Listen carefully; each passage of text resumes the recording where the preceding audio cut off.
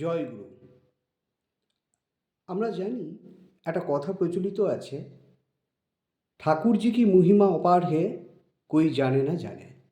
অর্থাৎ পরম প্রেমময় শ্রী শ্রী ঠাকুরের মহিমা যার জীবনে ঘটেছে সেই উপলব্ধি করতে পারে ঠাকুরকে, আর অন্য কেউ না। আমি আজকে আপনাদের সামনে তুলে ধরছি একটা ইন্টারভিউ, যেখানে আপনারা বুঝতে পারবেন পরম প্রেমময় শ্রী শ্রী ঠাকুর কিভাবে তার পথে চলা মানুষদেরকে সর্বদা রক্ষা করে চলেছেন। আপনারা সরাসরি সেই ইন্টারভিউটা একবার দেখুন। আনুমানিক ইংরেজি 10-11 সালে আমি এনজিওর একটা কাজের সূত্রে পুরুলিয়াতে গেছিলাম এবং পুরুলিয়াতে গিয়ে সেখানে আমাদেরকে ফিল্ডে কাজ করতে হচ্ছিল।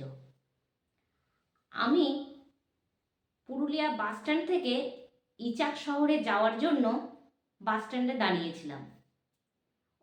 সেই পুরুলিয়াতে কিন্তু গাড়ির সমস্যা প্রচুর, কিন্তু লোকজনের ভিড় খুব। আমি যে ম্যাজিকে উঠলাম সেই ম্যাজিকে মাত্র 2টো জায়গা খালি, আর একজন গর্ভবতী মা তার 2টো বাচ্চা নিয়ে বসেছিলেন। আমি তাদের মাঝখানেই বসলাম। তারপরে আর একটা জায়গা খালি ছিল, কিন্তু কিছুক্ষণের মধ্যেই এক ফ্যামিলি থেকে 2জন এলেন গাড়ি ধরার জন্য। তাদের খুব তাড়াহুড়ো ছিল। তখন ড্রাইভার আমাকে বললেন, দিদি আপনি গাড়ি থেকে নেমে গেলে একটু ভালো হতো, আপনি পরবর্তী গাড়িতে আসুন, তাহলে এই গাড়িতে এই 2জন ব্যক্তি উঠতে পারবেন। আমি ড্রাইভারের কথা শুনে যথারীতি গাড়ি থেকে নেমে গেলাম এবং নেমে গিয়ে বাস স্ট্যান্ডে দাঁড়ালাম। কিছুক্ষণের মধ্যে গাড়ি ছেড়ে দিল।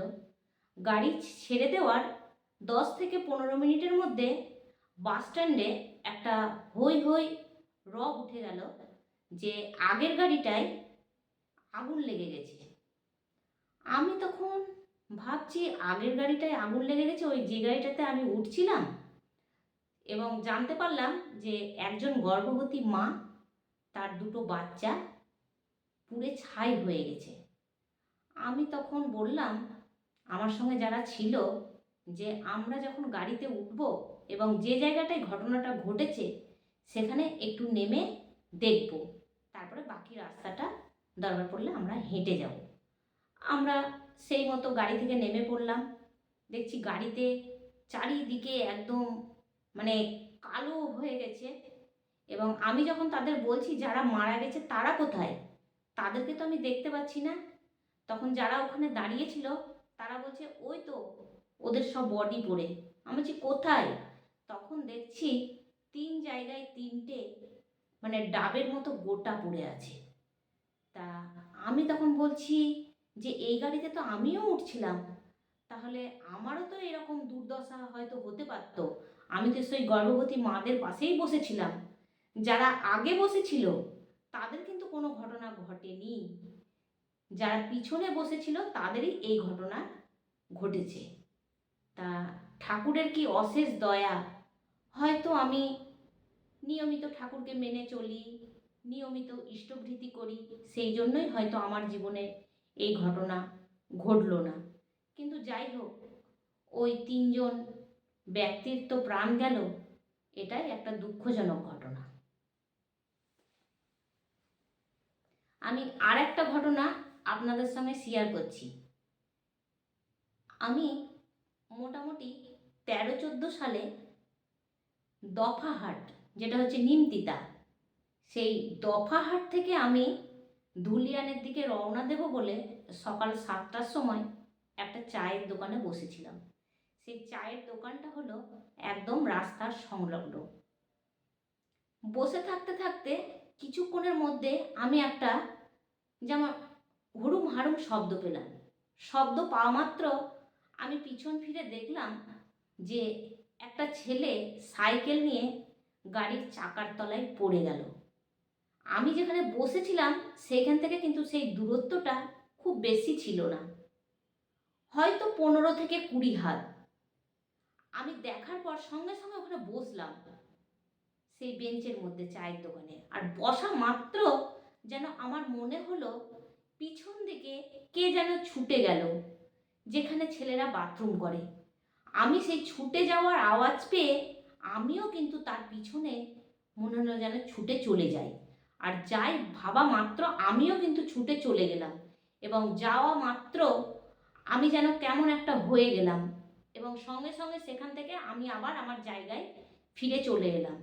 আমি বেশ কিছুদিন সেই দিকে যেতে পারিনি, এবং সেখানে কি ঘটনা ঘটে গেল সেটাও আমি আর জানতে পারিনি। তা যাই হোক, আমি স্বাভাবিক অবস্থায় ফেরার পর যখন আমি সেই জায়গাটায় আবার গেলাম, গিয়ে দেখছি দোকানের আর কোনো অস্তিত্বই নেই, একদম ভেঙে চুরমার।